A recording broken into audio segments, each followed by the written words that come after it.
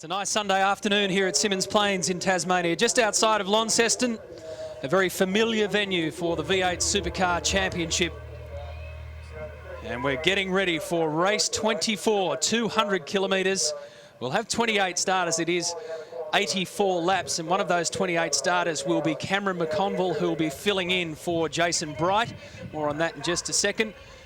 And there's the weather forecast for you. As we look up and see some clouds rolling in. So perhaps Mr. Crompton, our resident weather forecaster, may be spot on today and we may get some rain throughout this. But at the front of the grid, Paul Dumbrell on pole position. Yeah, first of all, Paul, congratulations. A great pole position, mate. So much promise this weekend. Didn't turn into a result for you as you would have liked. What's going to change today? How do you approach this to capitalise on this position? Well, yeah, we were sort of quickest all day Friday and probably disappointing not to get pole yesterday. We had a loose wheel on the first lap out yesterday, so had a brake issue. So we've got the speed. Frosty and Will showed that yesterday, and 3 cars in the top 5, so there's no doubt about that. We've just got to put all that out of our mind and actually just focus on what's in front of us, and hopefully that's not another car. Well, the car's fast enough, mate, and if I look across right next to me, here's Winterbottom. Now, where we are positioned on the racetrack, you don't have to beat him. You've just got to equal him to the first corner because it's a left-hander. What's going to be the trick there, mate? We try to bet on every start, and he's had me for the last 4 or 5 starts, so I've got to try to psych him out somehow to hopefully do a 3-3, 0 to 100. So if we get to turn 1 first, obviously we're not going to crash into each other. We're good mates and good teammates, so we just got to try to put our heads down and just worry about what's in front of us. All right, well, I've just spoken to Winterbottom, mate. He doesn't like you at all, so I just thought I'd cheer you up and good luck into the first corner. Thanks, mate. Cheers. Now, that's a picture of Jason Bright that he's just tweeted. Him in Launceston Hospital having an X-ray for his ribs in the hospital gown. He should be in the car here. Of course, his ribs have forced him out of the car. The car is at the rear of the grid, and Cam McConville has jumped into the car. There's been a lot of work here to get him refitted, get everything reset for Cam to get in the car. Cam, you're in, you're ready to go. Is it comfortable in there? Is it all set? Actually, Barretts, we've been changing the seat around while we're sitting here. I've put another cushion in the back. Just to get a little bit closer. It's funny when you drive out of pit lane, I go, oh, this doesn't feel normal. So it is what it is, and look, the main thing is I hope Bridie's feeling okay, mate. Can you make it work? I think so, yeah. It's going to be interesting. It's obviously a different car to what I'm normally driving the Enduros with HRT. It started out as a Walkinshaw car, but it's got the BJR sort of touches on it. So, yeah, look, I'll have a bit of a tune as I go, but I think I'll be tuning my driving for the first 20 laps. Well, Cam, it's a championship effort, just jumping in. All the very best out there, mate. Enjoy it. Cheers, Barretts. We'll try and have some fun. So much experience. Cam McConville, 146 event starts now, 2-time V8 Supercar race winner. He was on the podium with Garth Tander at the Gold Coast last year and also a win at Winton back in 2004. It's all over quickly here, Crompo, 2.4 kilometres. And there are 7 corners. This is the #1 circuit on the tour, 14 events, 14 venues that we go to for the championship, and this one's got the highest percentage of flat-out throttle. It's also number 3 for the highest average speed at just under 170 kilometres an hour. Top speed, well, that's through that red section that you see there in the run-through turn 5 up to that left-hander at 6. They'll be doing 270-odd kilometres an hour, depending on the wind gust at that time. The slowest corner is that hairpin. We've been talking a lot about it this weekend. It's 50 kilometres an hour, just first gear, and there's 2 solid passing spots here, one of them into turn 4, the other one into turn 6, and sometimes you can sneak down the inside at turn 2. And this is the snapshot of our championship at the moment. 750 points remaining with a 155-point margin between the teammates Whincup and Lowndes. And then the best of the rest, Van Gisbergen and Winterbottom in a great stoush for Ford honour at the moment. Just outside that by 1 point is Garth Tander, who jumped over those guys yesterday to get on the podium for position 3. So there's just 20 points between Van Gis, Winterbottom and also Garth Tander. Quick word also for Jonathan Webb, who's qualified 10th out there in the Mother Energy Falcon. I went down to the garage, said, good job, well done, what did you change? So I made a few little tweaks and the car was really nice. And I thought he'd been on the tools and been under the car and had grease on his elbow. Turns out it's bark off. He came off his bicycle in the last week and he was riding with Timmy Slade and Adrian Burgess and a bunch of the racing motorsport mafia from the Gold Coast. He's taken the big tumble. He's got bark off his hip, all down his elbow. He looked pretty worse for wear, so motor racing's safe by comparison. So a great qualifying result for Ford with 4 out of the top 5, as we've said. And this is our Fuso grid. Yep, Jamie Whincup, rather Paul Dumbrell. I got so used to saying Jamie Whincup at the front of the grid. So Paul Dumbrell and Mark Winterbottom side by side. There is Whincup after claiming pole position yesterday and the race win. Second row of the grid. Will Davison and Rick Kelly make up positions number 5 and 6. Then we've got Garth Tander. 3 race wins this year, 7 at this circuit. He's got Lee Holdsworth next to him. Todd Kelly and Jonathan Webb, as you just mentioned. 3rd top 10 qualifier for 2011. Fabian Coulthard has always been there or thereabouts this weekend, and David Reynolds will start from position 12. Alex Davison and James Courtney are defending series champion, 13 and 14. So that's interesting. Craig Lowndes from 15th position, 12 spots back to his teammate Jamie Whincup, and the guy he is battling the championship for. Still a lot of points to go this year though. 19 and 20 go to Fujitsu Racing and Jim Beam Racing. Tim Slade and Stevie Johnson, 21 and 22. It's been a tough struggle this weekend for Stephen Johnson. Steve Owen and Russell Ingall. Russell making his 202nd championship start, even with Dick Johnson for 5th on the all-time list. And there's Cam McConville for Team BOC, slotting in for Jason Bright. He's got Brighty's car, he's got Brighty's gear, he's got Brighty's helmet, Brighty's boots. Stop. Oh, probably he's going home. He's left us already. It's his mode of transport. Don't forget, thanks to Big Pond Sport, if you need to bolt anytime this afternoon, you can catch our coverage on your Telstra NextG mobile. Just had a quick check to Adrian Burgess down there at Team Vodafone. Asked him if they're going to get their cars up the front, and they expect to, on strategy or speed. He actually said a little bit of both. So just watch. I don't think they're going to do what everyone else does, but they're certainly going to make the race good for them right at the other end, which is where it counts. And by the way, Scafey, 12.5 seconds of fuel. Not that you're counting. Just a quick update on that weather. They're still talking about a little bit of scattered cloud around here. Couple of thousand feet above the racetrack, and the wind still from the northwest at around about 30 kilometres an hour. Don't think there's any immediate likelihood of rain, and just a bit of offset between the two teammates here on the front row of the grid and those at the rear of the grid just coming into position. So we'll get the green flag shortly, and it's game on for a couple of 100 kilometres an hour. Making the point again about half the field starting on a corner here. Here we go. The Ford stablemates side by side at the front of the grid. Dumbrell and Winterbottom. And again, a good start from Winterbottom. Dumbrell puts pressure on him straight away. Down to turn 1, the Bottle-O Racing gets through. Dumbrell looked like he got a slightly better initial jump, and then Winterbottom's secondary start was strong, and I thought he'd clean him up for the first corner, but Paul was very argumentative on the run down to turn 2. He hung on to it. Look at this. Initial group are through. There's a bit of contact nose to tail further back in the pack. Not unusual in the midfield. Down this back straight, into the headwind to turn 6. Left again, so Dumbrell, Winterbottom. Whincup has a look on the inside of Van Gisbergen.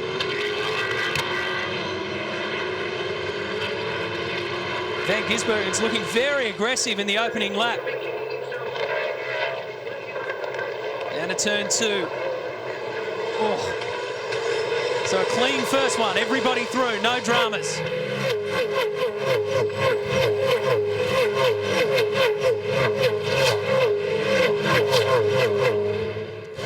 Do you think Todd Kelly could have got closer to the fence then without hitting it? That Jack Daniels car was right there, and that's Todd Kelly now being hit from behind with Jonathan Webb. To give you an indication of how much of a factor congestion is on a track like this after 1 lap of racing. The last car in the group was McConville. He's 9 seconds off the race leaders. Rick Kelly makes an argument out of this with Garth Tander on the run to 6. They just glance off each other. A big argument going on for track position here in 6. They'll go on with it in 7. This is going to get ugly. Still going. And again. And on it goes, and on it goes, and on it goes. And it's Rick that prevails. Good job. Well done, Rick Kelly. That was a very, very good pass. It's not over. It's not over. And that was to get his position back. In the first lap, Garth got around him, so Rick Kelly gets it back. Garth's going to go high and wide around turn 4, the hairpin.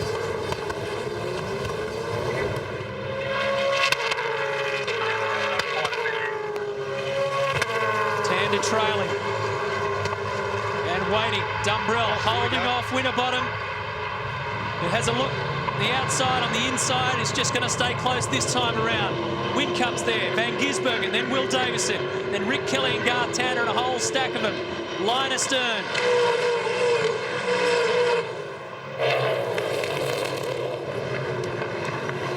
Greg Murphy's made up a couple of spots in the Pepsi Max crew car. 3.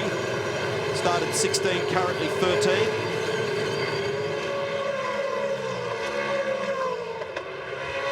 Lights go on for Garth Tander, trying to distract Rick Kelly. He's driving very defensively down there just to make sure he doesn't get caught napping under brakes. Good job, mate. That was a great exchange between those two. Fastest man on the last lap. 3rd on the road at the moment, Jamie Whincup. Now Winterbottom again, tucked in, getting the benefit of the draft. Dumbrell's the pioneer into the headwind. Frosty looks to the left initially, then right, then wants to duck out to the left again to confuse him in the mirrors. But Dumbrell having none of it, holding the line, kissing the apex on the way through. The mid-quarter balance of Winterbottom's car looked a little bit better through turn 7 there. In fact, Paul Dumbrell's probably costing Mark Winterbottom a little bit of time at the front there now. He's had a little block at turn 6 to stop Mark Winterbottom going down the inside at that passing spot we saw yesterday.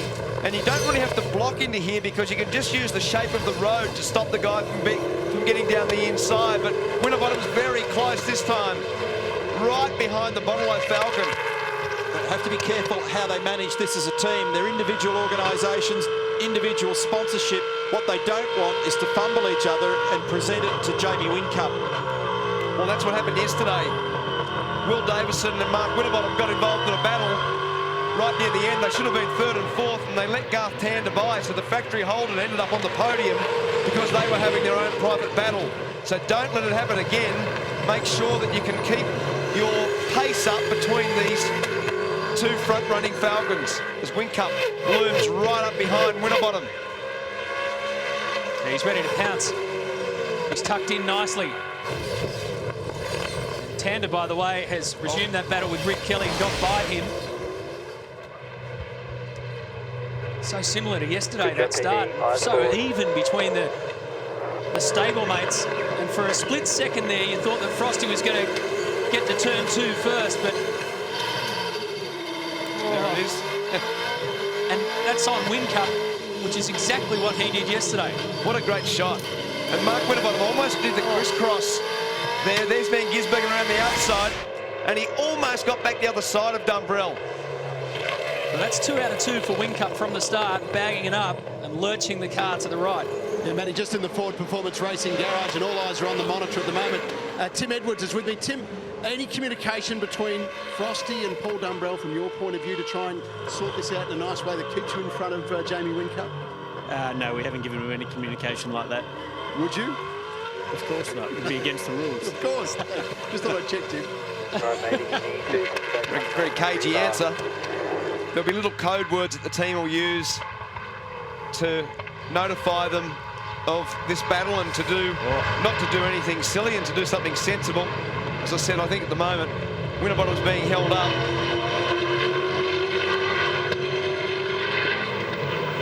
Shane Van Gisbergen's actually in a not bad spot here at the moment.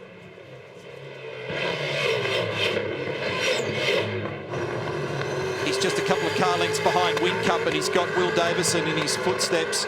So he's getting a really good view of what's going on without having to ingest a big heap of hot air. The reason I make that point, if you're Mark Winterbottom or Jamie Whincup at the moment, you're getting a lot of hot air into the radiator, a lot of hot air into the front brakes of the car, and that has an effect. And for example, on Alex Davison's car, I was walking past the garage earlier.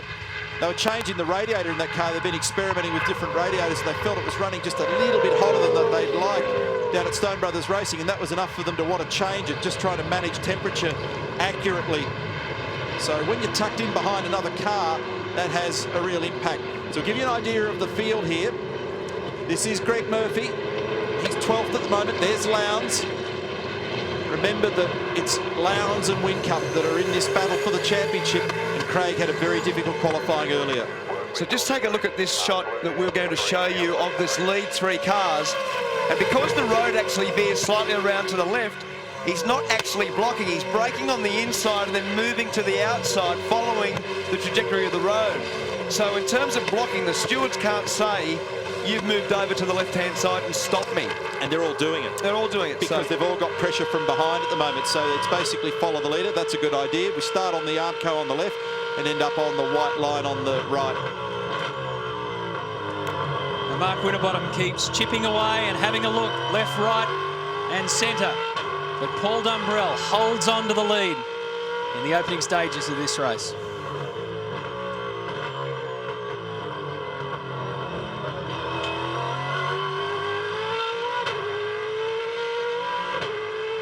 All right, mate.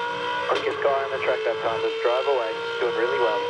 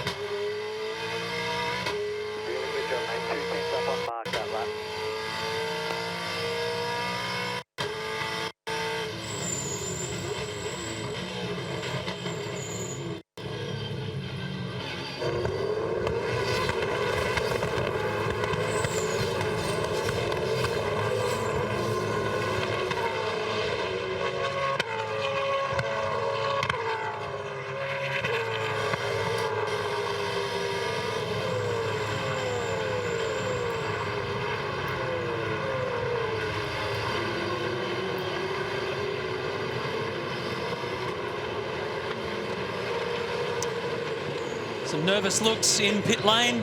Race control pretty comfortable. They haven't been forced into action in the opening 10 laps, 12 laps now of this race. Paul Dumbrell leads it from Mark Winterbottom. You're riding with Jamie Whincup third. Then Shane Van Gisbergen, Will Davison fifth, Garth Tander sixth. Rick Kelly, Lee Holdsworth, Todd Kelly and Jono Webb make up our top 10 as Craig Lowndes will slide in front of Fabian Coulthard there and goes up to position 11. Extraordinary situation. I mean, there hasn't been virtually hardly any side-by-side racing. There hasn't been the need to. And out the front, it's kind of weird. The leader of the race is the cork in the bottle. Yeah, it certainly is.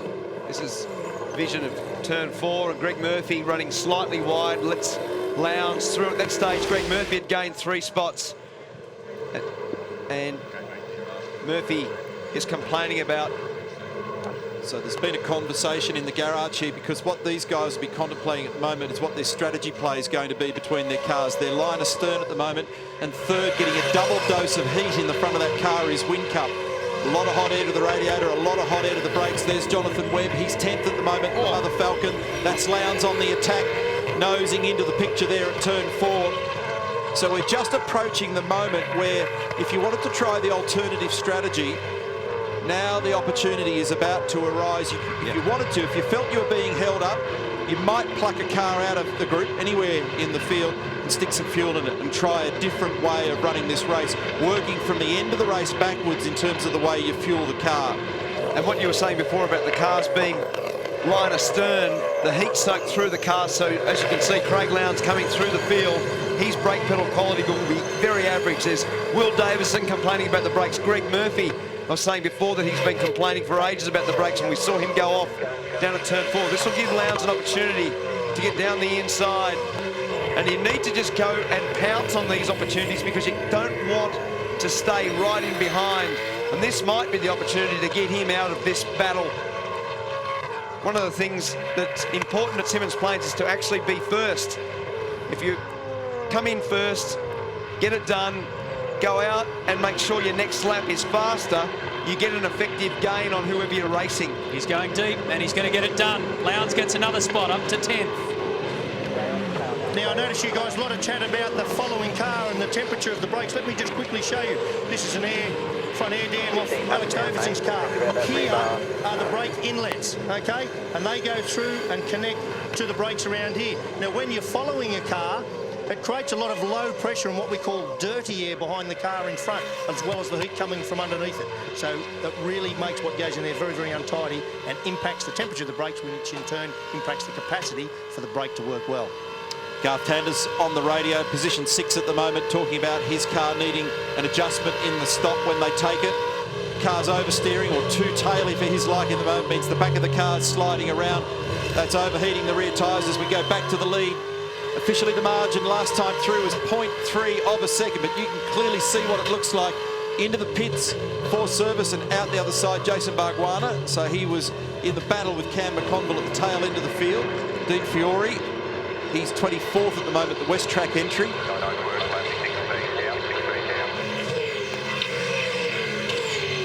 Thanks to the guys at West Track for hosting our studio this weekend. So a little bit of damage in the driver's side door there from some push and shove in the opening lap, no doubt. Tim Slade, it's been a bit quiet this weekend, 23rd for him in the Lucky 7 entry. And I spent a little bit of time between qualifying and the race with Stephen Johnson, and they're lamenting their lack of balance in both those cars at Jim Beam Racing at the moment. Cars 17 and 18 and young James Moffat. They can't really get the cars to turn to their satisfaction, nor can they get them to put their power down and drive off the hairpin or turns 6 and 7, as now Team Vodafone responds. Now, is this for Whincup or for Lowndes? It's Lowndes. So they are doing what I said a moment ago. This is an alternative strategy, and this also means that they separate their cars from that stacking that Mark Larkham did a lovely story on yesterday. If you're watching our telecast and you've seen evidence at Bathurst and the Gold Coast of how Vodafone in particular in a championship battle have been hurt by having to basically respond to safety cars and bring their cars in line astern, and one gets penalised.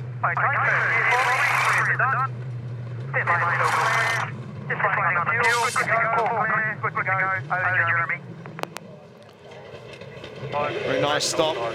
Steve Owens also in the VIP Pet Foods entry. That's him in the background in the black car, just about to exit as well. Now, the other effect for Lowndes here, you watch him go. He's got another load of fuel, fresh tyres, a ton of fresh air. He's out in front of the leaders, which is important. He didn't end up dropping a lap, and both Holdsworth and Todd Kelly are in as well. As we explained earlier on the whiteboard, though, Neil, I think that, you know, given that where Lowndes is in the championship, that's the compromise strategy between the two cars, because now the consequence of that is later in the day he's going to have to put more fuel in the car than his sister car. But good to get out of that double stacking. And I think good to not only avoid the double stack process as we watch them at Jiu-Jitsu Racing with Lee Holdsworth, but it also means he now runs on the racetrack in clean air, Larko. He's not racing anybody else. Remember, we saw him all tangled up down there at the hairpin before, having big battles with people. The fresh air will do a lot for him. He was lurking around that 10th position or thereabouts. I'll guarantee he pops up a little bit higher in the order later. Well, the pressure's on here now, isn't it? You can just sense that Mark Winterbottom is now getting a sense of urgency about trying to put a move on Paul Dumbrell here. Put a move on without exchanging some blue and some green. And this is the spot we've been talking about. You watch where he goes from the left line, white line, across to the right white line, means that he's actually blocking. Oh, and the wheels locked there from Winterbottom. How close. And that's allowed Whincup to get alongside almost. That's the closest that Whincup's been. Rear brakes were locked heavily on Mark Winterbottom's car then on the run into the hairpin. You could hear it when we're on board. Probably all three of those guys did well not to end up in a messy tangle up there. Also in the pit lane, by the way, Alex Davison, Russell Ingall and James Moffat being serviced and in. And we talked about this in the break, Mark, that they may respond, and they have. So in for Whincup. That's Davison exiting. Also going with them, Will Davison. We caught a glimpse as Van Gisbergen and Davison are now close, and Tander's responded as well. Here they are.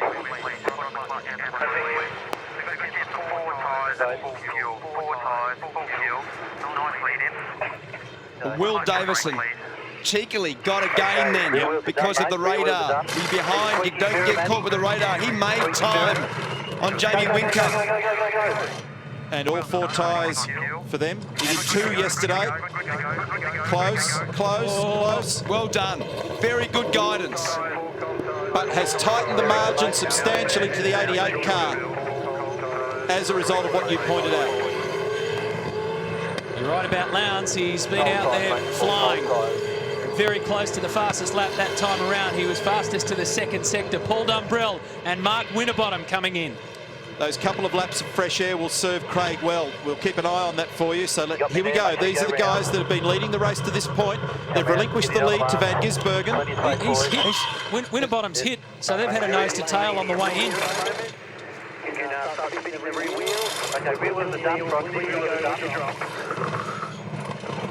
So damage to the front of car 5. And Dumbrell gets out ahead of him. How's that? I mean, there's hardly a millimetre difference between what they look like coming in and what they look like going out. This is important. Let's have a look who they're racing as they exit the pits. It's going to be... Oh, no, he's gone off the road. Dumbrell's fallen off the road. Unbelievable. Cold tyre mistake. That almost put all 3 cars out, and Whincup has got the jump. That was almost all of their cars gone. And this is what we talked about at the start, that the world reveals and gives it to Whincup. That's what's happened. Remember now that Frosty's got the colder tyres, so Will's the one that's got his car up to tempered pressure. He wants to put the move on, and he's done it.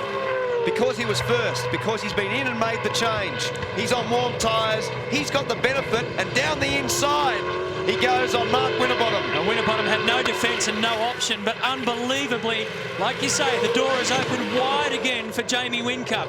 And Paul Dumbrell, after controlling the race for the first 19 or 20 laps, comes out of pit lane. Watch this on the way in. Now, we wondered where the damage got from for car 5. That's where it got. Exactly. Good read, Matt. That was coming into the pit. This is on board now. Have a look at this. No, yeah. Bang! There's the damage. So teammates running into each other on the way in. I'll tell you what. And then a big mistake. It was bad on the way in. It could have been catastrophe on the way out. How did Dumbrell just get back alongside Winterbottom then? Mark Winterbottom must have made a mistake because he was in front of him before. There are chances of swapping some paint here. And now Tander, watch Tander. Watch Tander. Oh, how close was that? He's done the best lap of the race so far, Garth Tander. Dumbrell's car was very taily off 7 then. The boys are playing for keeps. Well, I mean, this is what's happened. This is what's happened. He's gone straight ahead at turn 4. Is he? Yeah, so that's stuck out high. Yeah, just a good clean move. And then a bad gear change for Dumbrell on the way out of there, which gave him the run. He got it hooked up between first and second, couldn't get it out of first gear off the hairpin. It's on. We need to see where Shane Van Gisbergen pops out off the back of this stop, because this will be critical. This will be critical to what the story is here, because he's the guy that's had fresh air in the recent past. Look at this, more wheel drama. So watch where Van Gisbergen appears here, because he's been released from this gang. There's Whincup, there's Davison. He's lost miles. He's going to lose heaps. So he's spent too long on a set of tyres that were tapering in their performance. He'll come out effective 7th spot. So being first in this strategy has worked for Lowndes, it's worked for Whincup, it's worked for Will Davison, and it's hurt the teammates of Winterbottom and Dumbrell. So it certainly hurt Van Gisbergen.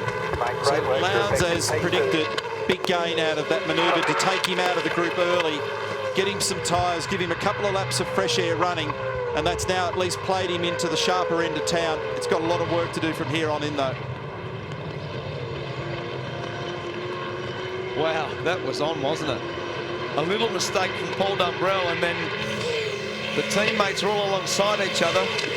And then as it all unfolded, they almost handed it back to Tander at turn 6 on the same lap.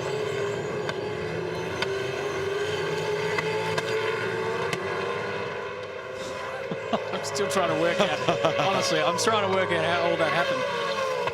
It was just an implosion. Well, very intense period there, and everybody playing off everybody else's strategy. The Stone brothers electing to let Shane Van Gisbergen run just a little bit longer.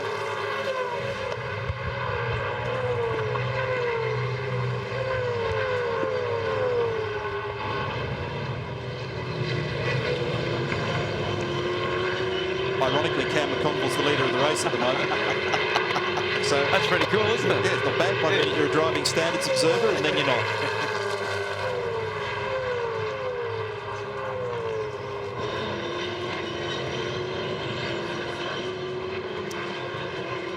Take a look at this down here at turn 6.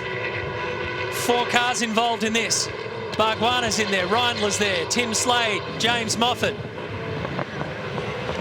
The leader of the race is Cam McConville, who's slotted into Jason Bright's car, or leading because he is the only man yet to pit. Fastest lap of the race done by Mark Winterbottom. Last lap around 52 flat. Your effective race leader is Jamie Whincup from Will Davison, then Frosty, then Paul Dumbrell. That's just unbelievable, isn't it?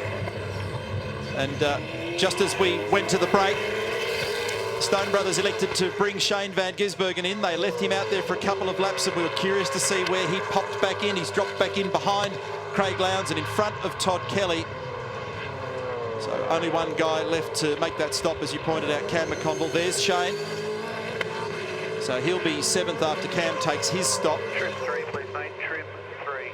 So they just elected to try and do something a little bit different, sort of the opposite to really what they did with Lowndes at Team Vodafone, where they brought him in early. For Van Gisbergen, it was leave him out a little bit longer and see whether that gives us the yield. We're looking for with a little bit of clean track and released by those around. Didn't quite play out. He looked closer today in the early phase of the race, though, than he did yesterday. So it appears as though they've smartened up the SP Tools car just a little overnight. But there's such tiny increments that everybody's looking for of performance at the moment.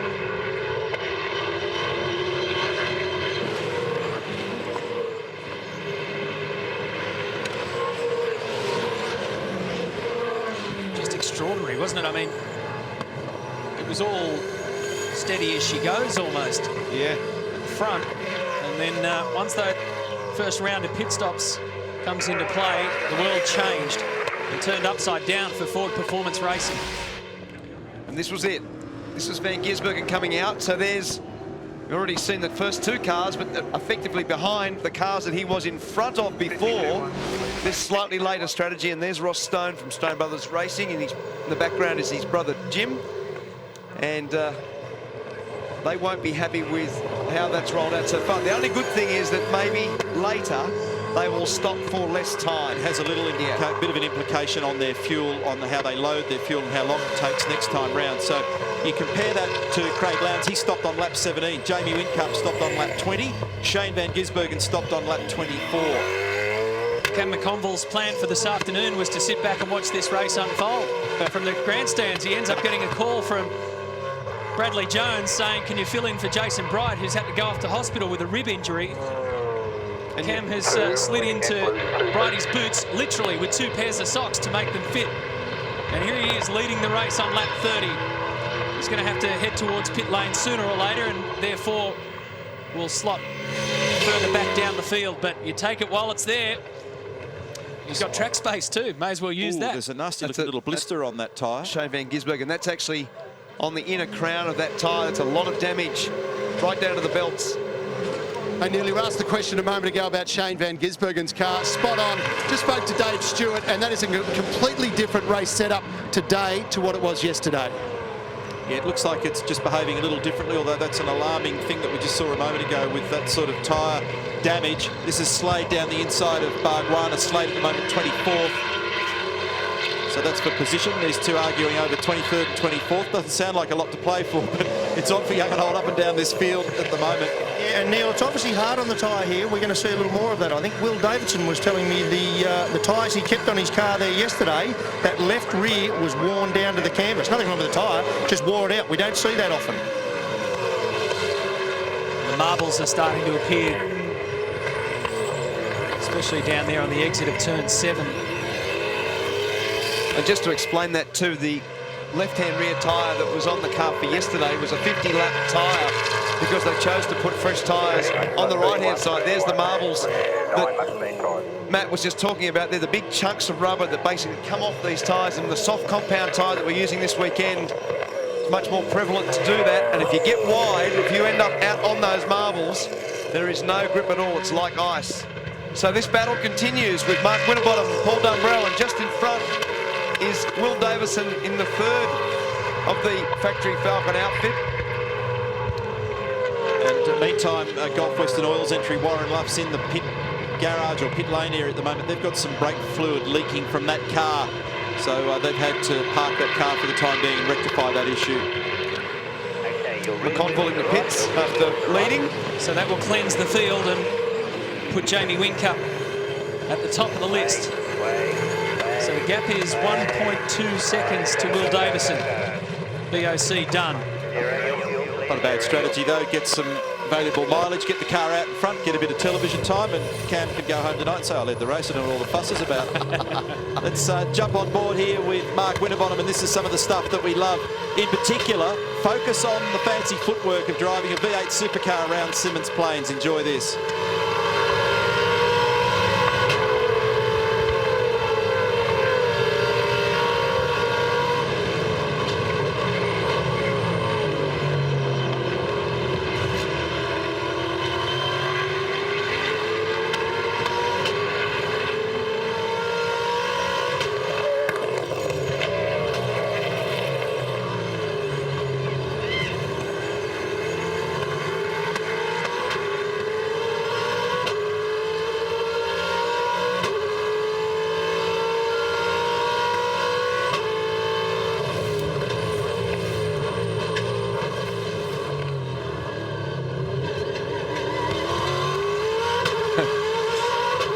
Have a look at the rate of the throttle coming onto the car on the way out of the hairpin and how easy it is to induce that wheel spin.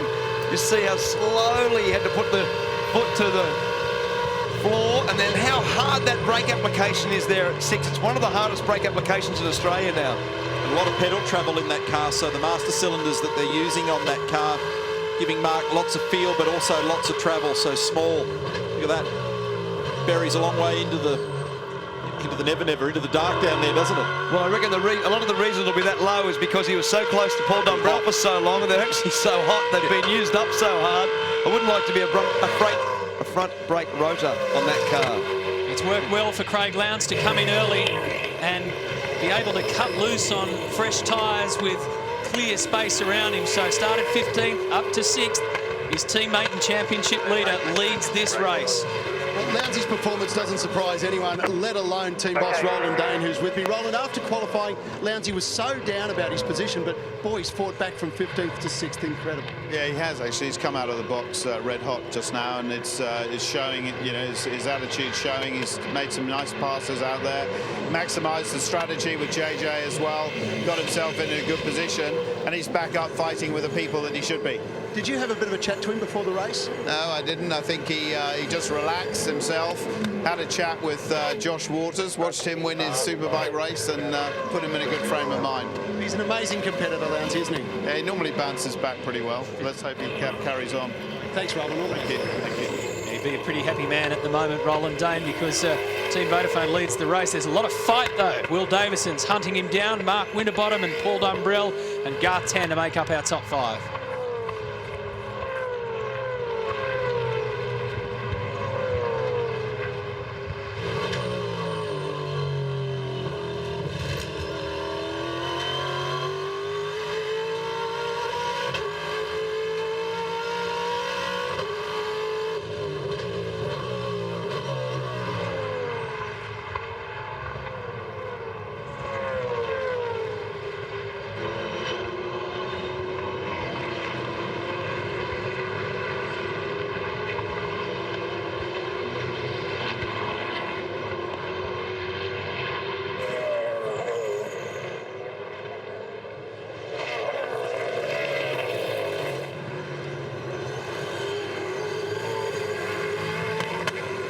Nice work, mate. 48 to go. Good job.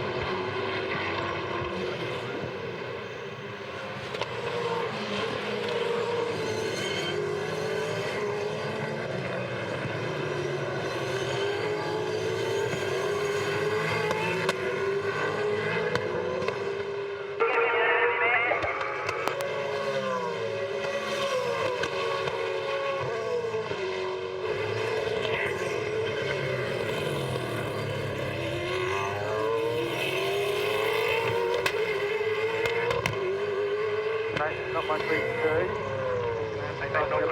Still another 12 laps on those tyres. Still another 12 laps on those tyres.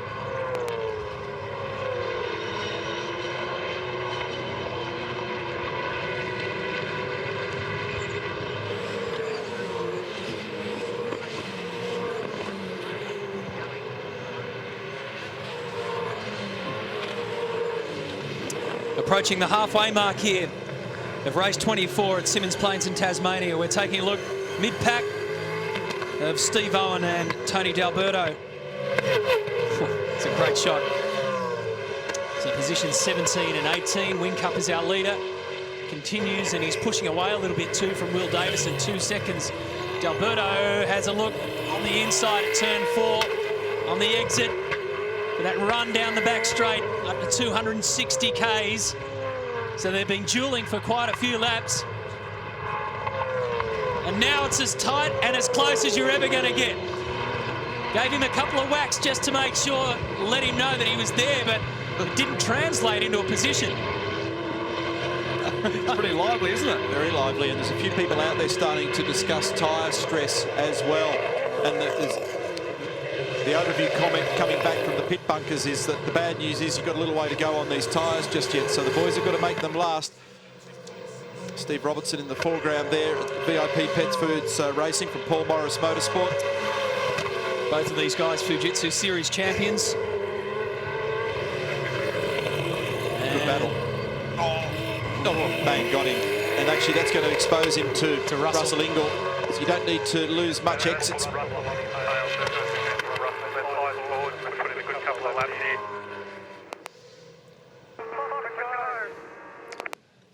He just said, I've lost my tyres.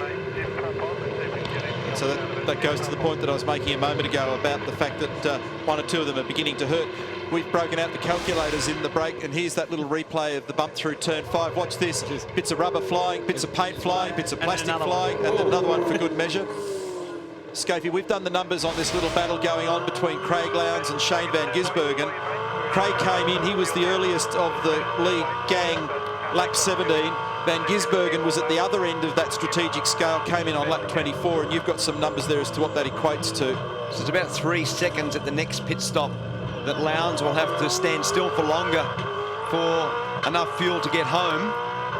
So interesting time, because there is, between the two cars, about 4.5 second gap at the moment between Lowndes and Van Gisbergen. So it did work for Craig Lowndes, but it's still a bit to play out. Good battle here between Todd and Rick Kelly. Yeah, the Kelly boys at the end of the top 10 here. So Todd's in 9th. His younger brother is 10th spot for Jack Daniels Racing. And Greg Murphy, Pepsi Max crew in position 15. David Reynolds is down in position 20. They're good young guys, Rick and Todd, in the Jack Daniels cars, and it looks like the passenger side windows out of that car are Rick's. Bit of air conditioning. And Winterbottom really running desperately wide. We saw him do that yesterday as well, down at the hairpin. So that was looking backwards from Will Davison's car. Here's Lee Holdsworth. He's 8th at the moment in the Fujitsu Racing entry. I was going to make the point about both the Kellys. They always make me laugh. They've both got a very dry sense of humour, in particular Todd. They talk a lot about when they were kids and and their motorsport background, it wasn't uncommon for them to take to each other with plastic shovels when they were kids, and I always laugh when they end up next to one another on the racetrack. I just wonder how that plays out in brotherly love land. This is good to see that the development on those Jack Daniels cars has continued, got them up into the top 10. Both of them have had some success at this racetrack. Just in general across that group of cars, we've seen more buoyancy in the recent past, with Greg Murphy with the Bathurst pole and Dave Reynolds with a couple of good performances. Absolutely, yeah. So your leader is Jamie Whincup from Will Davison, Mark Winterbottom, Paul Dumbrell, Garth Tander, Craig Lowndes, Shane Van Gisbergen on screen in 7th position, Lee Holdsworth, then the Kelly brothers in 9th and 10th, and then Jonathan Webb, who's done a very good job, qualified 10th and has stayed basically in that position. And now Garth Tander under attack from Craig Lowndes. He's making his tyres last okay at the moment, Lowndes. That's hard to do sometimes when you've come in early and you're the one that's put more mileage on the tyre set as you try to march forwards. Here we go, Russell Ingall on Tony D'Alberto down the inside at turn 6, and that's a clean manoeuvre for position. And that's up to 18th now for Russell. Does he hang on to it on the other side? Yes, is the answer. And here's Lowndes again, tucked up under the rear wing now of Tander through the final corner. Yeah, so Whincup's lead now up to 2.7 seconds, but oh, check out Lowndes. He's just held on to it. The next round of pit stops still to come. The world will change. That's all right, JJ. I just hit the curb on the entry, not the exit.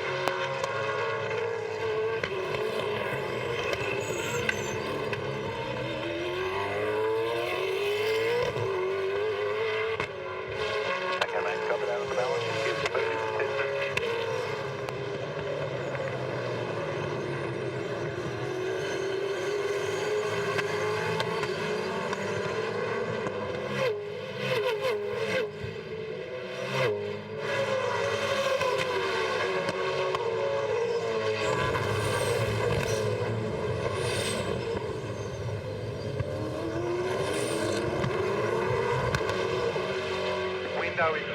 Window is open. We'll have to wait for the call. We'll have to wait for the call. A few more laps here, mate.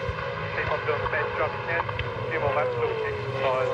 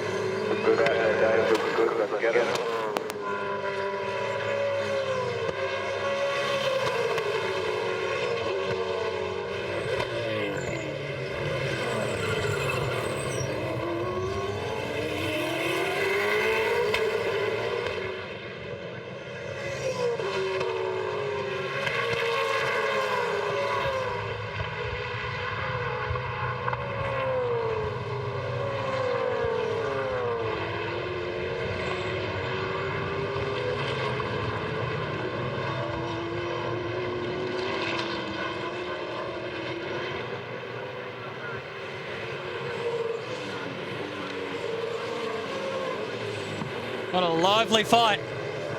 Tony D'Alberto, Tim Slade, now Carl Reindler in it. D'Alberto's been a bit of a punching bag over the last few laps. And you're talking at the back end of the field here. They're just going for it. Yeah. Mate, they've been 3 abreast. They've been running into each other. Finally, Dave Reynolds gets down the inside of Steve Owen. D'Alberto's been attacked by Tim Slade. It is on. It's very, very good. And this arm wrestle to the death, I might mention, is for 18th, 19th and 20th. And now D'Alberto ends up having another look at Steve Owen. They've already had some clashes at that particular part of the track, and he's going to give him a shove along.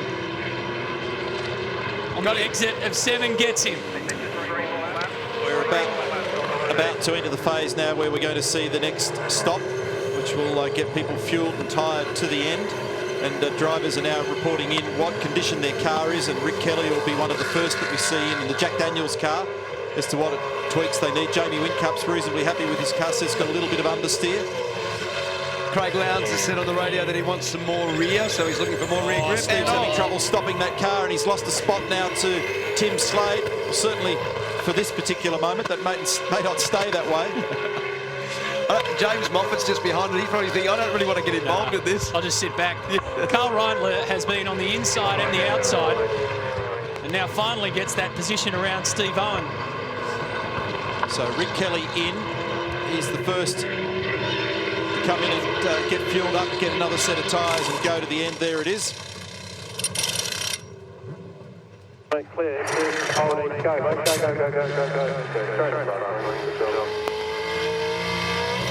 Oh! Huge moment for our race leader, who put two wheels in the grass on the exit of turn 7, in behind Dean Fiore, and it was all the lot that he could get on the steering to recover that. That was almost crash over and out. That's a big fright. It just to be a momentary lapse. Just his eye was taken away from where he wanted to be due to the traffic. Might have been a bit of debris on the road. He stepped off the edge, and very little lock available, steering lock on these cars to catch them, and momentum can grab you there. Trading post Falcon, Will Davison, in and out. Have a look at this. This is Whincup right behind Dean Fiore, right out sideways. That's 210 kilometres an hour with all four wheels in the grass, almost gone. Of course, once you come out of the wheel tracks down there and you're not on the racing line, it's so dirty offline. Rubber, dirt, debris, grass. This is Whincup on Bargwana now. So he's starting to get mixed up in traffic. And he won't want to lose too much time here. He'll lose the cushion that he's got. Put that into championship perspective for a minute there. If Jamie Whincup goes another millimetre on the grass, ends up in the fence, that's his day done. You know that Craig Lowndes is sitting comfortably in the top 10 as he comes into pit lane right now. I just want to pick up here and show this new thing we're doing in the pits now. We know we can have 6 guys over the pit lane. They're now allowing a new rule. You can see here, you can have 2 guys on each wheel. One guy using the wheel, the other guy using the gun, and that's a lot easier on the guy's back from an OH&S point of view. Now, what I want to try and do is grab a quick look at Craig's left rear, right rear tyre, about 90 degrees centigrade. It's working hard.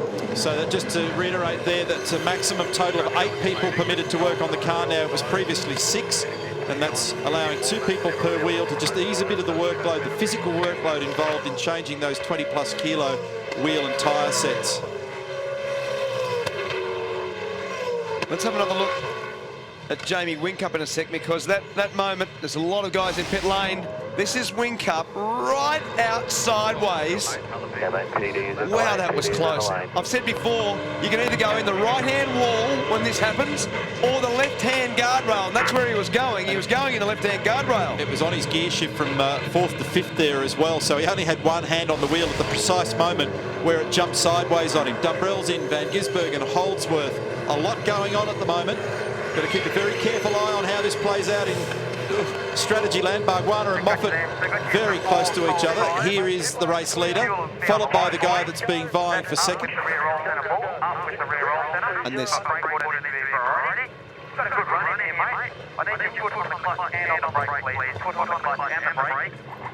So they need the brake water to regulate those brake temps, and they're lifting the rear roll centre, looking for more turn in the front of this car. Remember I said he had a bit of understeer? There's the roll centre adjustment on the B pillar on the right-hand side. Brake water's in. Waiting for the fuel to come back up the vent.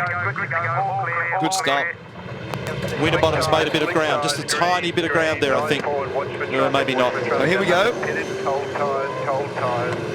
Where's Will? Oh, traffic. Tim Slade's in the middle. Oh, they just managed to find the slot, Larko. Oh, just very interesting. I just happened to put the heat gun on Jamie Whincup's right rear tyre. Same car, same team, everything. He's 10 degrees cooler than Craig Lowndes' tyre. That's why he's out in front. Scafey, you can explain that. Yeah, that rear tyre temperature is a big part of the acceleration, especially out of this zone of the track. And if you get too much wheel spin or you use that right-hand rear tyre too much, then the tyre temperature comes up and the grip level comes off. So Mark Larkin's picked up on those differences between how hard Craig Lowndes has had to drive the car and how hard Jamie Whincup. And this is Will Davison, that cushion, effectively second. Cushion that I spoke about that was going to be eroded by the moment that he had in the grass, and then the traffic that he caught Jamie Whincup has been eroded. So that's allowed Will Davison to now get right in the game here. Mark Dutton said eyes forward. Davison is for position. Let's concentrate. And of course, also trying to take advantage of this is Mark Winterbottom in position 3. So a bit of a Ford Performance Racing fight back here. And the gap was starting to drift towards 3 seconds. That was the lead that Whincup was getting. You can see it's not 3 seconds now. There's virtually nothing in it. It's back on. Game on again. And the big change also was Lowndes and Tander. Van Gisbergen's got much closer to Lowndes as we predicted, but Tander has stretched his gap to Craig Lowndes. Mark Dutton's telling Jamie Whincup to make rear anti-roll bar adjustments, and trim 1, I assume, is full rich.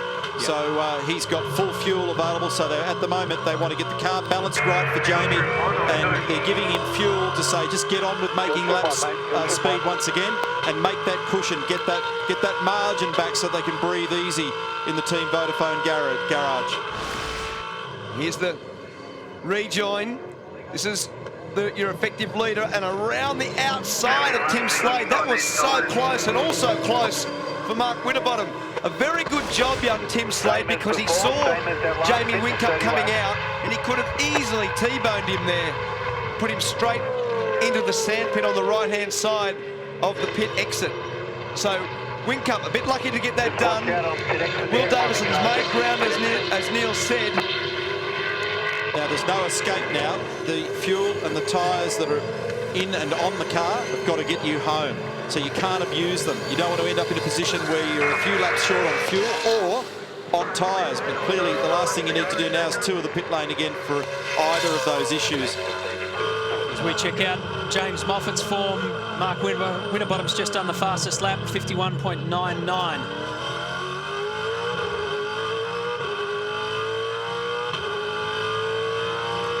So the message in all that is that you don't want to go too berserk too early on this tyre set, because you've got to get these things to perform in the last 5 or 10 laps, and I suspect some of them are going to be right on the desperate ragged edge here doing that.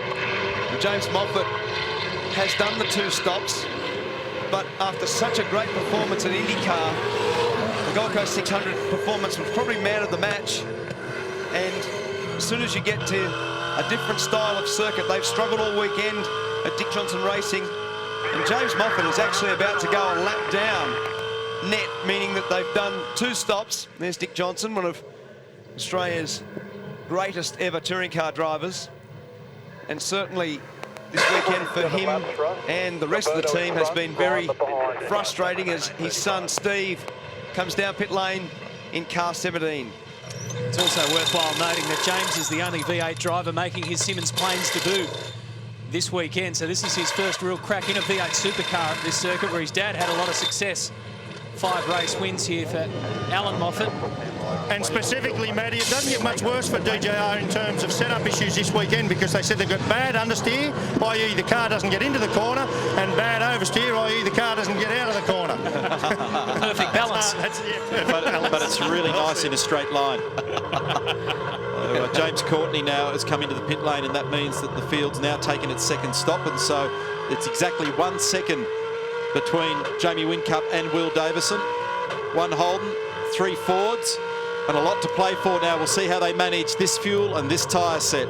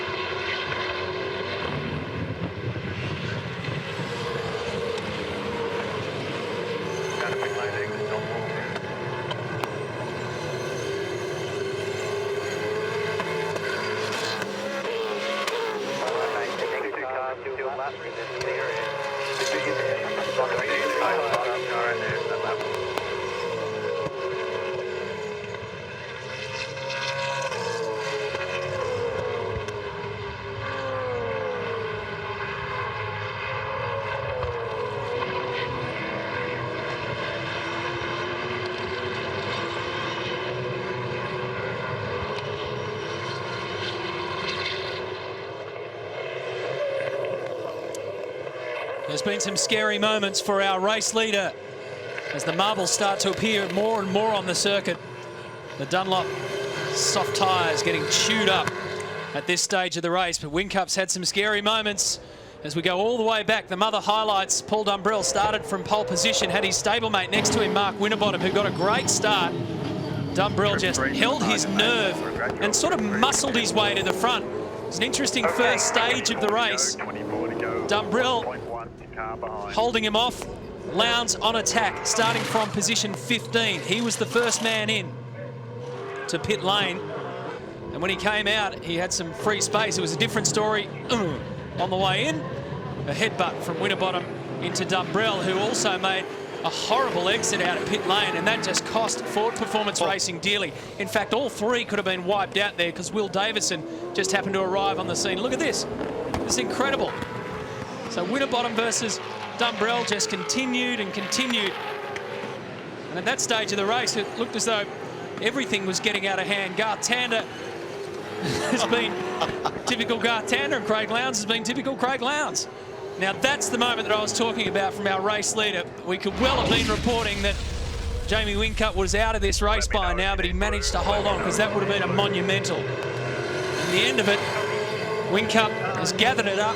He now has a 1 second lead over Will Davison and Mark Winterbottom. So all the tyres are there, all the fuel's there, everything's ready to go to lap 84. It's even Stevens and back and game on. Good performance today from Greg Murphy, who motored his way up through the field in the first stages of this race after qualifying 16th. Then has squirreled back down a little bit, and he's in 14th. And there's Alex Davison. The details on your screen in 15th spot. A wealth of international experience for Alex, and he's on the lookout for 2012 with news that Lee Holdsworth will be taking over that drive next year. Of the top 10 runners at the moment, as Alex has a look up the inside and tries to sneak in. No, I was going to say, I'm not sure he's actually got that one cleanly done. Rick Kelly is the one that's hurting for fuel, and they've already told him that they're going to be extremely close to the margin here. Rick came in early, you may remember me saying it, on earlier than the rest on lap 48. You compare him, for example, with Whincup on lap 52. So 4 laps difference. 8 litres odd, the fuel 8.5 litres, and it's going to make a difference. So they're backing away from using fuel in that car at the moment, and that might have an impact on his position inside the top 10. Is Lee Holdsworth in 12th position, right behind Fabian Coulthard, and they're in a pretty heavy battle. They've been, since the last stop, been very intense just in behind Jonathan Webb, and this very gentle gear change from 3rd to 4th, and then that's the spot there where we saw Whincup wide, up over the rise, very gentle braking, got to try to control the brake lock on the right of the car and then on the left of the car. That was Richard Holway saying, that's your limit, mate, on the brakes.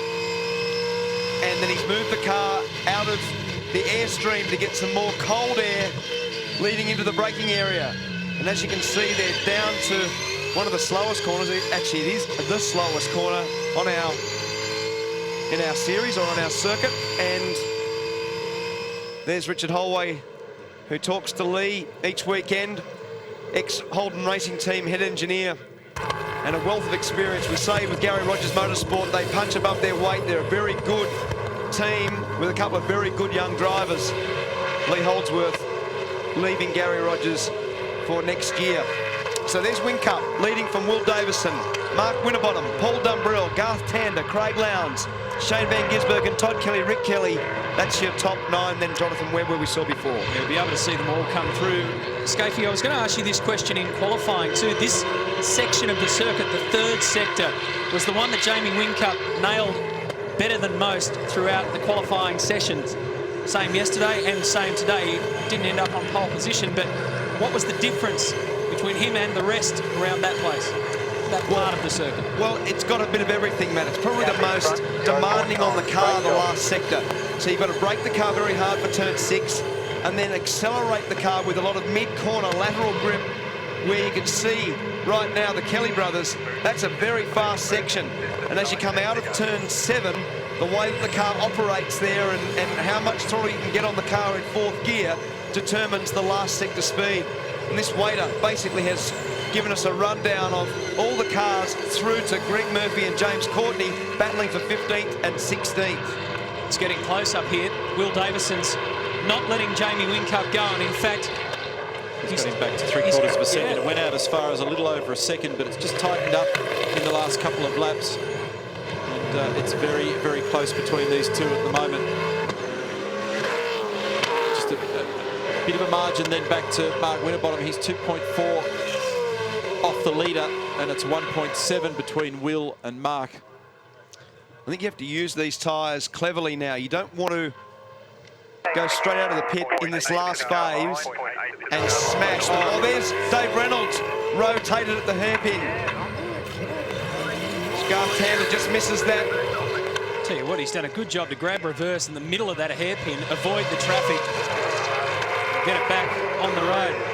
I would say there might be a little bit more to play out in that one. There might have been another car involved there. It'd be hard to end up having a spin by yourself in that zone of the hairpin, so there might have been a bit of contact. We saw Dave Reynolds pass some guys before those last stops, so pretty frantic in the middle of the field. And there's also a report that Tim Slade's got a power steering issue with the Lucky 7 car at the moment as well, so all of a sudden a bit going on out there. An awkward moment for Davey up at that hairpin, because the danger is that you get centre punched by somebody who doesn't see what's going on properly. And don't forget, if you're out and about, you can catch the 7 coverage of the V8 Supercars thanks to Big Pond Sport and your Telstra Next G mobile. So a lap later, there he is on target online, but having lost a bunch of spots, he's down in 23rd now. David Reynolds in the Stratco entry. Cam McConville's 21st. He's done a good job. I mean, he hasn't driven the car. He's started last, and he's done a good job to get to there. Here's this Holdsworth-Coulthard battle. Gary, the boys just talking about the fact Lee Holdsworth, after a great stint with you guys, now departing. So there's a vacant seat here next year. Now, you are the king at picking the good kids. I mean, Whincup, Tander, Bargs, Lee Holdsworth. I mean, who have you got your eyes on, or what are you looking for? Look, Larko, are you available? No, look, seriously, I don't really know yet. I mean, whether we'll go the youth route again, I don't know. We may go for a proven product. I liked a couple of those guys that came and drove with us at the Indy race, but they're committed where they are. So we've really just got to take a look. I mean, the first round isn't until March, but it'd be nice to settle it down sooner rather than later. But, you know, I think at this stage we'll just have a bit of a look about. Let's just have a quiet chat over here. Yes, I am available. Yeah, good. You're unavailable. Gary, take him off us, please. Jeezy, you'd have to be desperate, wouldn't you? Hey? How much damage would Larko do in there? And here's a good battle. Here's Lowndes ranging up onto the back of Garth Tander, and a big brake lock up for Tander. He only just got away with that, Neil, didn't he? Got the right head front wheel locked.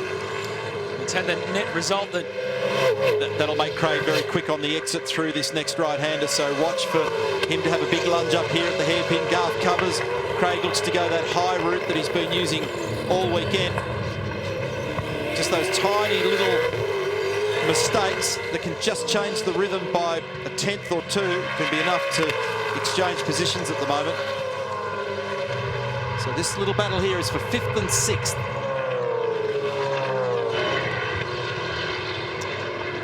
Lowndes has had to work his way through some traffic to come up to Garth Tander. Oh, and he's going to get him. That was a mistake. Tander 2 sideways then on the gear change from 3rd to 4th. Had a little wobble. So tyres are hurting on this car. That's the reason for the difficulty in pulling it up over the hump. Maybe its balance isn't quite good enough, and then you saw the error through turn 7, and that was enough to let Craig go. Remember that Lowndes qualified in 15th. He is currently 5th. He's grabbed 10 spots. It's been a great charge.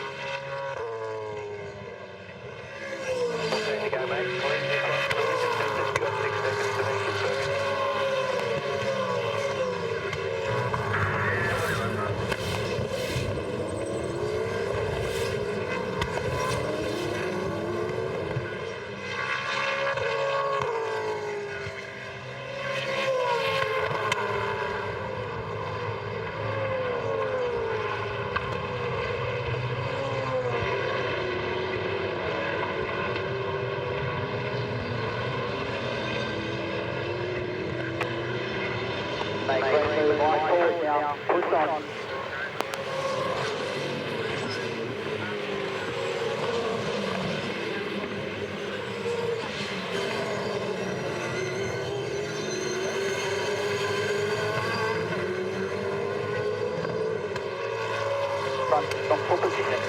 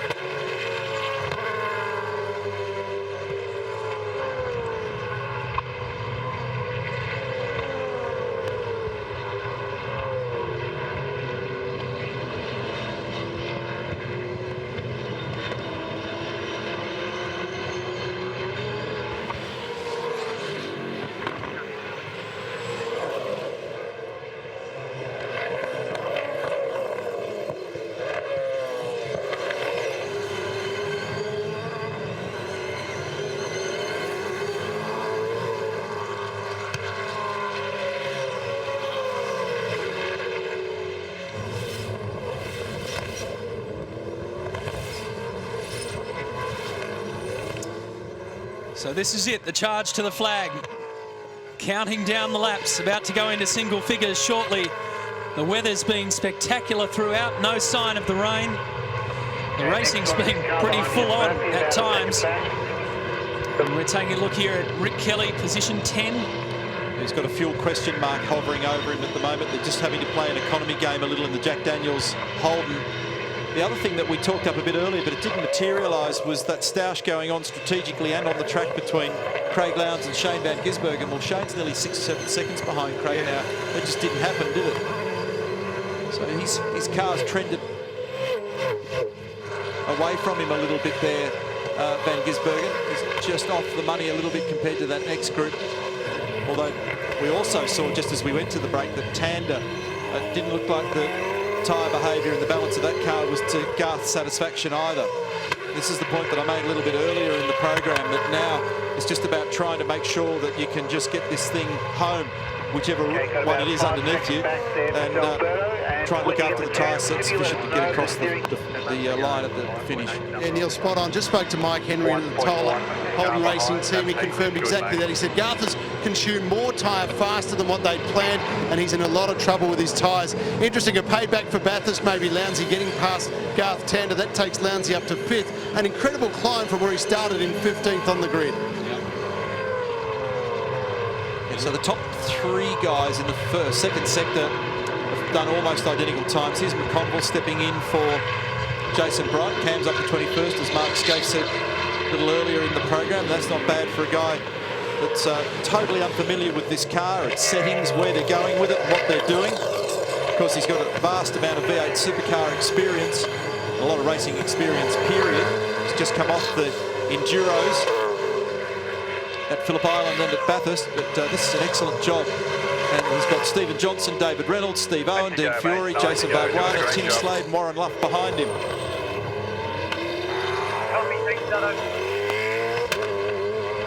And the good news is he can give all the sweaty gear back to Jason Bright at the end of it. Doesn't have to clean it tomorrow. And take a paycheck off Brad Jones. That would be good. Always good news. Good luck with that. It's going to be the hardest race he's got all day, chasing Bradley out of the car park. So 1.2 seconds now. Jamie Whincup has a lead over Will Davison behind him.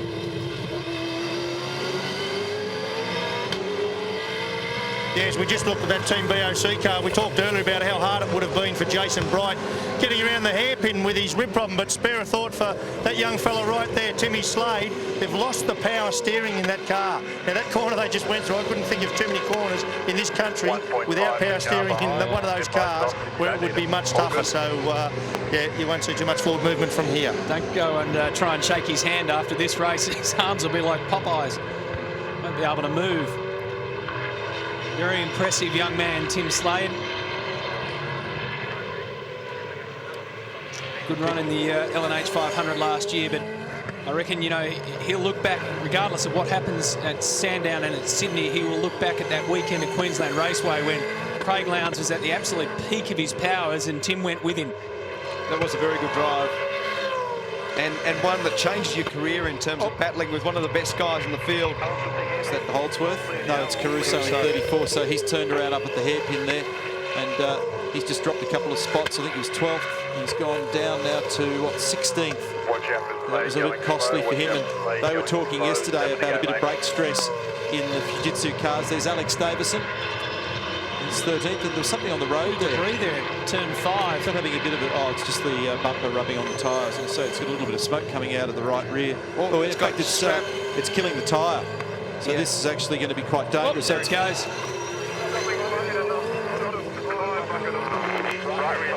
Right rear tyre, still laminating. Bring it back. There's no use going over and blocking now. That's it. No, he's done a good job there. So he's moved it over to the inside to protect himself. And then he's braked early. So well done, Alex Davison. So you can see that stripe of rubber and potentially cord of the tyre from the casing of the tyre being torn apart from the right-hand rear damage on the Irwin Tools Falcon. And Alex will be straight into the pit area right now to have that bodywork removed and back on with the job. So wing cut from Davison, that's Will Davison, Mark Winterbottom, Dumbrell and Lowndes. And Jamie's just put the foot down a bit here. He's skipped away a little bit now, edging out towards 2 seconds. Oh, here's the gap. Gianni just got stopped then. He was sideways over the top of the hill. Let's jump on board here with Jamie and have a listen to the guy who's got nearly a 2-second cushion over the rest of the field.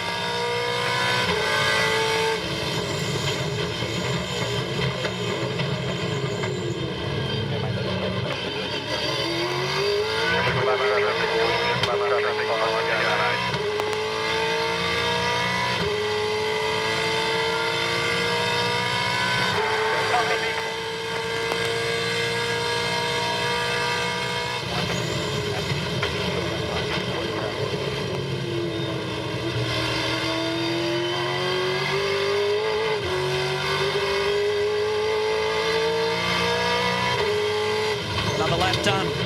Another lap closer to the checkered flag. Oh, gee, that was sideways again there. But he's pressing on very hard still. That was a 52.39 on the last lap versus Will Davison at 52.66. Winterbottom 52.68. So 3/10. Yeah, and out over 2 seconds now is the gap. He's making it much easier for himself at Sandown and at Sydney to grab this title that he so painfully lost last year. Remember that was just extraordinary circumstance, wasn't it? The Sydney Telstra 500, all those guys in that championship battle, all off the road in the fence. They're all trying to repair them to get back out. James Courtney ends up winning the championship because he got the car back out, and Whincup was gutted. His performance this year has indicated his desire to win this year so much, and I can't wait for the Sydney Telstra 500 because it will be a fantastic finale to this year's championship. And Whincup's demeanour this year, especially now that Gold Coast is done, the Enduros are all done, now that it really is the run home, has absolutely changed. He's just one very focused individual. They all are out there. And Fabian versus Rick for a top 10 spot. Rick holding down 10th on the inside at 7. They'll go side by side. Bundy Rum versus Jack Daniels. There you go. Fabian Coulthard slots up into 10th spot. Need a stiff drink after you've been 2 wheels in the grass on the outside of turn 7. That's scary stuff there. A lot of load in the cars at that point. And when you suddenly transfer from asphalt to grass, the grip level's just a little bit different. So they got away with it. So it's been a good exhibition this weekend from Fabian Coulthard. He's done a great job. He's now up into 10th. Here's our race leader, 2.2 seconds the gap now to Will Davison and Mark Winterbottom. And the way it's going, Crompo, is by the time we get to Sandown, Jamie Whincup will have a close to 200-point lead over Craig Lowndes in the championship. Just extraordinary how it opened up for him, though. Well, that's a little bit over 1 race clear, 1 race win. It's 150 points up for a win. The way the points are allocated in our championship, we went into this with 5 remaining and 750 points the total pool. The opportunities are closing out now for the opponents to try and get the job done. But, I mean, it's not done. So the thing is, the way the sport works and the way sport works in general terms, There's no way known that, I mean, a lot of people have been saying, surely he's got it done. Absolutely no way has he got it done. Well, you think Lowndes was 100 points in the lead. Yep. So the Gold Coast was clearly, obviously a bad weekend for him. Turned it all around, and now Whincup looks very strong in championship land. And like you say, we've got to finish this at Sydney. You can't win it at Sandown, and Sydney's a hell of a place to try and win it at. Well, the smallest mistake, you're in the fence, How many concrete barriers did you put when you designed that circuit? Plenty. Mercenary. So Jamie Whincup, victory yesterday, put him right back in the game, and one step closer to that title. And here he comes again. Such an important championship victory. That's how we roll, brother. That's how we roll. Mark Dutton, his engineer, letting it hang over the radio. So Whincup gets another one. Will Davison second by 1.7 seconds. And Mark Winterbottom on the podium. And that's an important one for Holden, the first manufacturer to win 400 races. Big improvement on yesterday. A bit sore the whole race, but certainly manageable. So important in terms of that title chase. So Paul Dumbrell, our pole sitter, finishes in 4th spot. And Craig Lowndes in 5th. Almost wound the door off it then. He doesn't need it now. What a great performance. We said yesterday there was a little mistake at the start, but today a very good performance from a 3rd position on the grid, and Jamie Whincup wins from Will Davison, Mark Winterbottom, Paul Dumbrell, Craig Lowndes, Garth Tander, Shane Van Gisbergen, Todd Kelly. Good job, Jonathan Webb, and Fabian Coulthard ran it at the top 10. James Courtney, not a bad fight back. Rick Kelly with some drama at the end with fuel economy. Lee Holdsworth, Greg Murphy. D'Alberto did a good job all weekend, and a great job from Cameron McConville to start 28th, be a spectator an hour ago, and come along and run 19th. Well done. So Warren Luff ended up at the rear of the field. He had early trouble, and Alex Davison, Tim Slade also down there.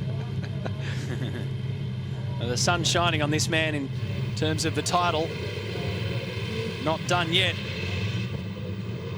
But he couldn't have done any more this weekend. 2 race wins. Pole position along the way yesterday. Been a pretty good weekend, because he's now got a lock, as I mentioned, on the Armour All Pole Award for the 4th straight year and 20 grand. Thank you very much. Ray Robbins down there from V8 Supercar, getting everyone to have their cars lined up properly. They're all moving them around. He's the parking attendant. He's an inspector.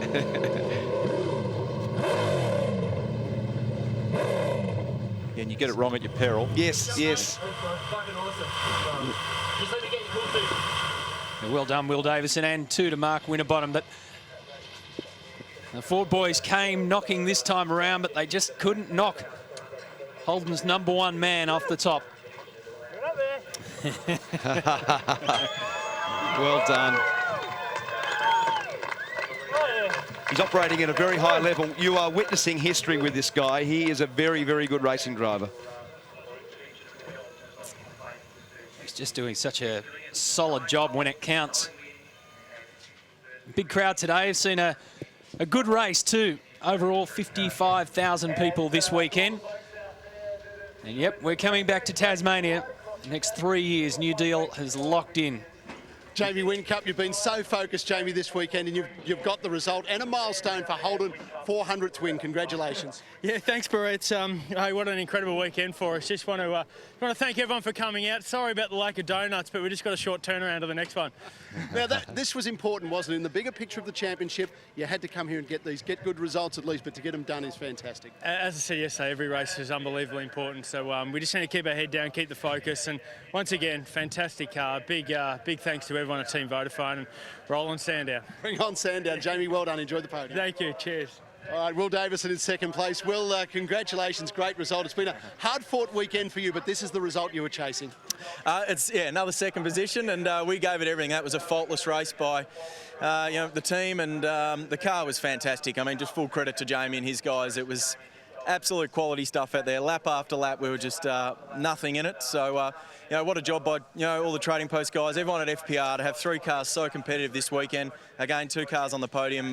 Credit to the boys. We're coming strong, and you know, I just want to get that first win for myself now.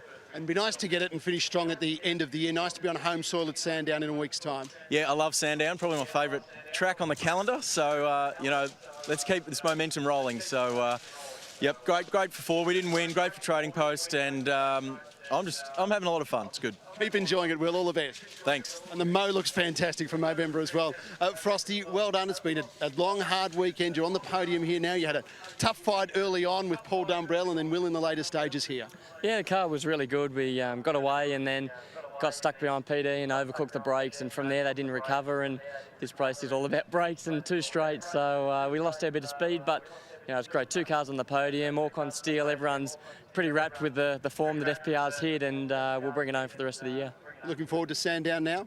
Sleep in our own bed. It's not too bad, living out of a wardrobe, not a suitcase, so we like that one, and yeah, we've always gone well there, so it should be good. Right, Frosty, well done. Enjoy the podium. Thank you, Ta.